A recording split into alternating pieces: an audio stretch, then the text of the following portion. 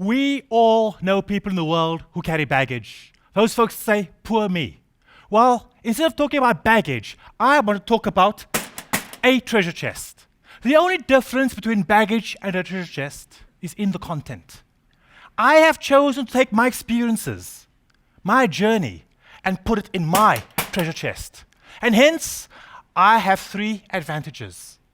Advantage number 1, I was born black in apartheid South Africa, a country which said based on the color of my skin, what hospital I could be born in, what school I could attend, what neighborhood I could live in. Apartheid was a harsh period in the history of South Africa. Advantage number 2, I was born in a working class family. My father, a former commercial diver turned alcoholic, and sadly became a laborer in a factory, barely earning much. My mother was a school teacher, and we know our school teachers do not earn much. Our household was on the border of poverty. Advantage number 3, you see I can walk today, but I was only born with 1 complete hip socket in the left hip. By the age of 5, I underwent 3 major surgeries. That last surgery left me in a body cast from my ankle to my chest. And by the way, our hospitals were segregated. Now, my mother would not allow me to feel sorry for myself. Let me tell you a little bit about my mom. My mother went to university, the University of Cape Town, in an era when very few women went to high school or to college. And there, at the University of Cape Town, she won a scholarship to the University of Syracuse, New York. And she went from South Africa via steamship to the United States in 1946. She graduated from the University of Syracuse with a master's degree. And she was offered many opportunities to teach in the United States, but she turned them down to return to South Africa. And in South Africa, she spent some time in universities and higher education. But my mother believed that all South Africans, irrespective of race, color, creed, or sex, were entitled to an education. This made my mother a subversive by the South African government. And she was reduced to being a biology teacher at a high school. This is where the government thought they would silence my mother. But my mother is not somebody who could be silenced. She went to her alma mater, Livingston High School, which became my high school too. And she taught all students, brilliant students, all kinds. Now, I'd missed some of my schooling because of my physical therapy and recoveries from these surgeries, so my mom tutored me. But she was tutoring all these other students, and many of these students were brilliant. And then, at a certain time of the year, the university would offer slots, and there'd only be so many slots allocated to students of color for the medical school. So she would go and fight with the medical school to obtain more slots for our community. And after winning those slots, she would then go to the business community to raise scholarship money because our communities were impoverished.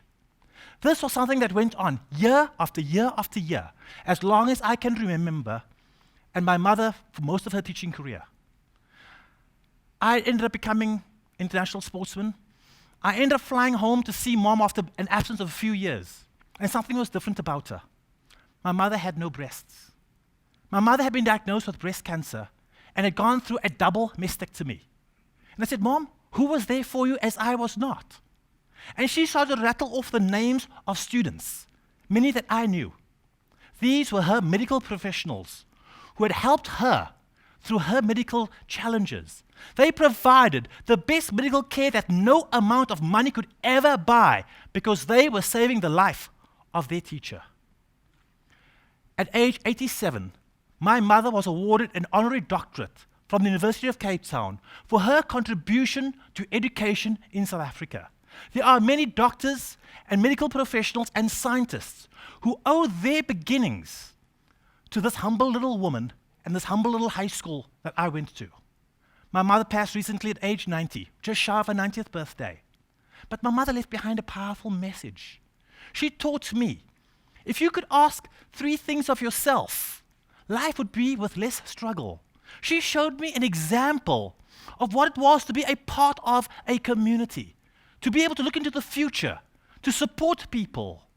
And those 3 questions, what I do, is it right for me?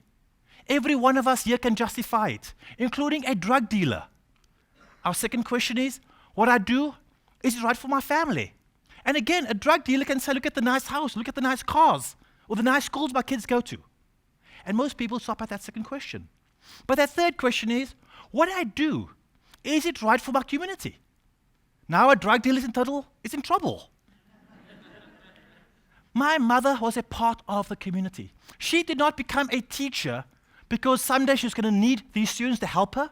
She became a teacher because she believed in elevating our community, supporting our community, encouraging our community through our youth.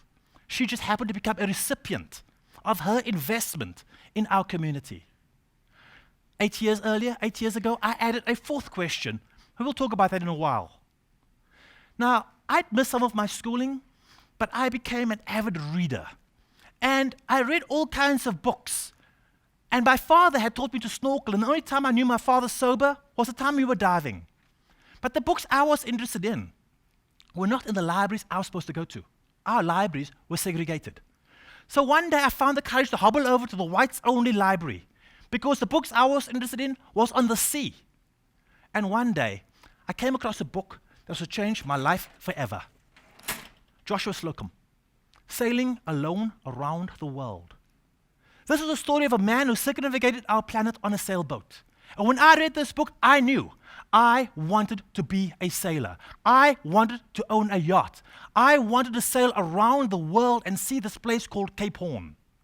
A huge dream was born. Nobody in my community had gone and been a sailor before. We did not own yachts. But with courage, I went to the local yacht club, and I went from boat to boat to boat and asked people to take me sailing. And I got rejection after rejection after rejection. But I never gave up until finally somebody said yes. I got out there, and guess what? I got seasick.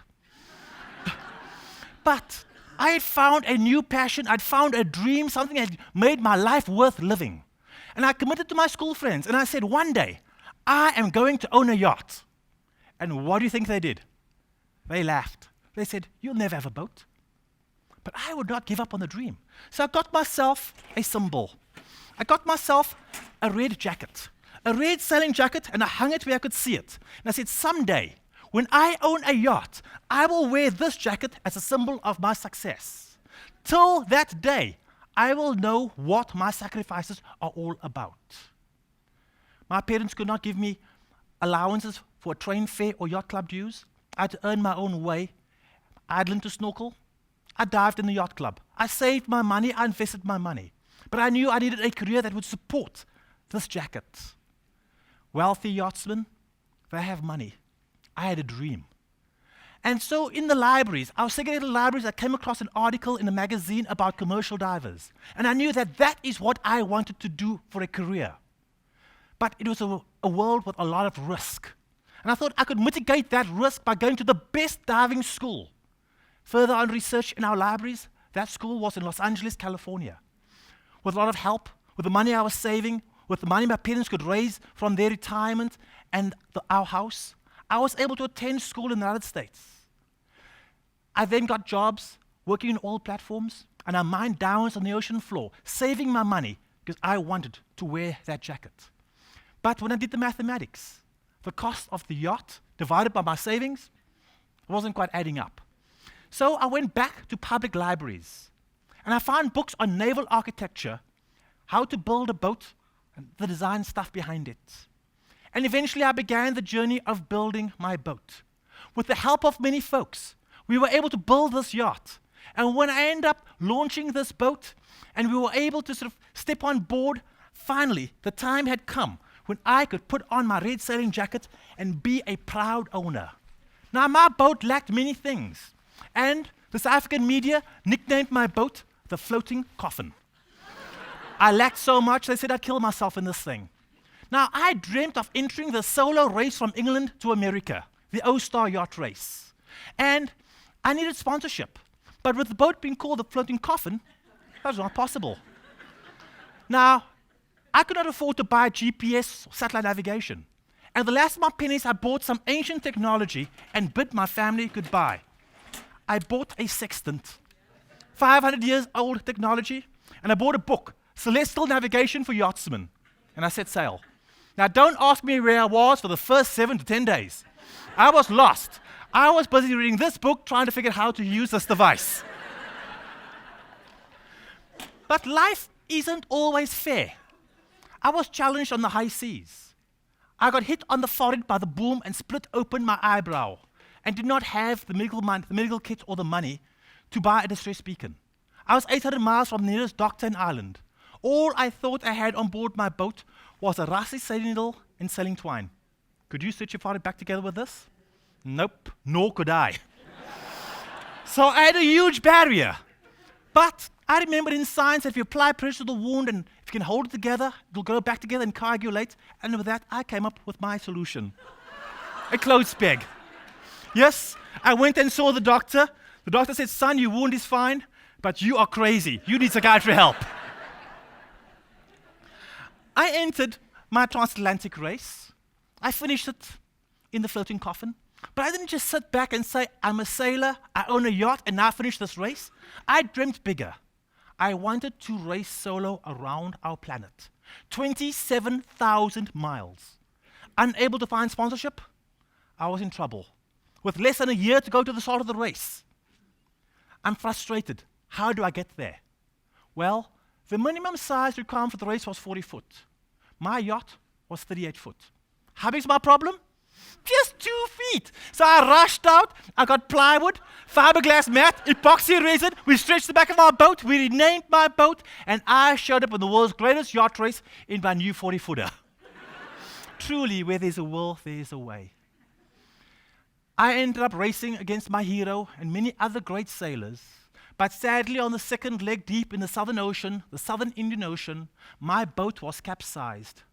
And I was out of the race. My mast was broken. This race was so tough. When I limped back to Africa and told my floating coffin almost killed me, my hero, Harry Mitchell, did perish in the race. I could not just sit around and do nothing. So I decided to enter the OSTAR Race from England to America for a second time, that solo race. During that race, very quick into it, I encountered major fog. And midway across the Atlantic Ocean, I got hit by a Russian freighter. And my boat had a huge hole in it. It was sinking. US coasters had abandoned the boat. But that boat was my home and everything I had. So instead, I got a huge pump. And I spent 15 minutes every hour, 24 times a day, pumping for 15 days to keep my boat afloat. I finished third in my class. I truly had incentive. I found the money for some sponsorship to replace and repair my vessel. And I entered the 27,000-mile race in 1998, 1999 for a second time. I encountered calms. I encountered equipment failure. I encountered major storms. Before Cape Horn, a life-threatening storm came into the region. My boat was surfing off these waves with no sails and being turned upside down, called a knockdown. And I thought I was going to die. This race was tough. At the end of that leg, my girlfriend, who I'd been with for 8 years, Gwen, she ended up leaving our relationships. She could not handle the stress of my absence, the uncertainty and the phone calls that I was in trouble. This race took so much, but yet I persevered. And eventually, I crossed the finish line.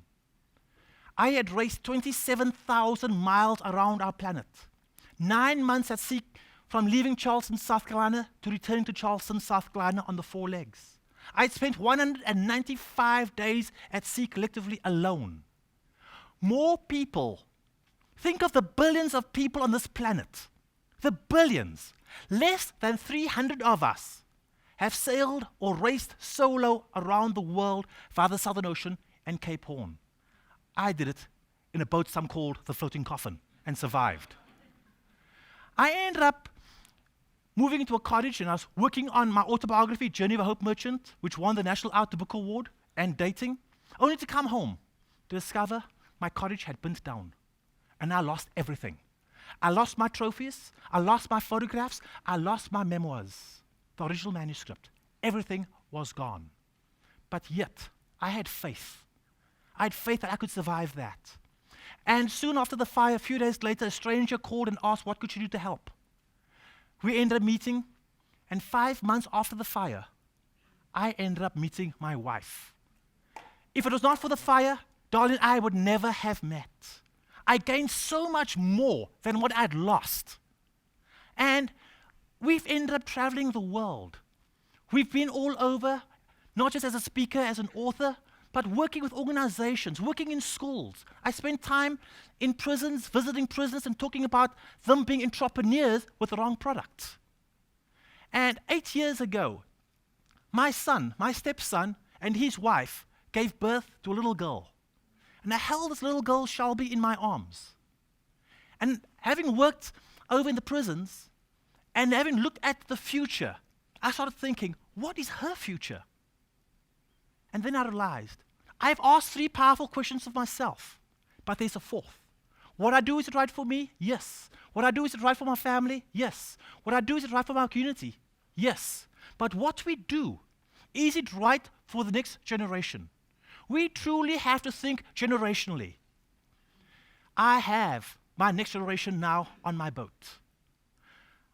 My wife and I are sailing on board a beautiful 50-foot catamaran in the Caribbean.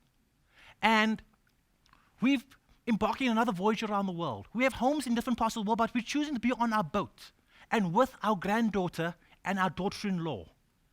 Shelby, I want her to see the world from a broader perspective, to appreciate the environment, to appreciate different cultures, and to learn to live in the world and not off the world. I have a message to our leaders. I want to challenge you. Turn off your television sets. Stop watching reality TV and become the reality of the journey. This is your journey. This is your and our planet. We truly can make a difference. If we think in terms of generations, if we think in terms of our community, what an amazing world we can have. And we get to choose whether we carry baggage or instead we have chosen to have our treasure chest. Thank you so much. Thank you. Thank you.